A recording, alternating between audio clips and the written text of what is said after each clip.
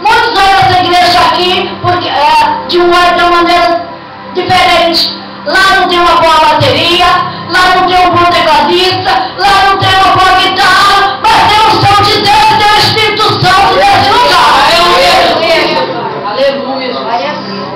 Glória a Deus. Aleluia. O importante aqui tem, que é o Espírito Santo e o som de Deus.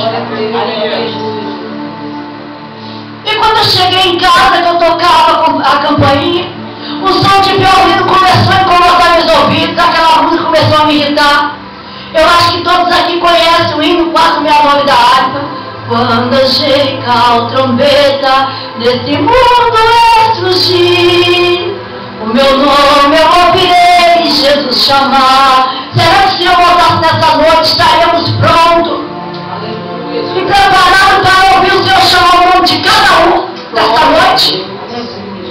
Se a igreja falar que todos aqui estariam preparados, eu vou dizer que é mentira, que nem todos estão. Aleluia.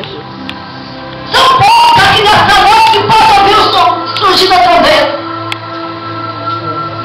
Mas o Senhor é tão misericordioso que Ele dá tempo, dá oportunidade. Nessa noite, igreja, é noite de concerto.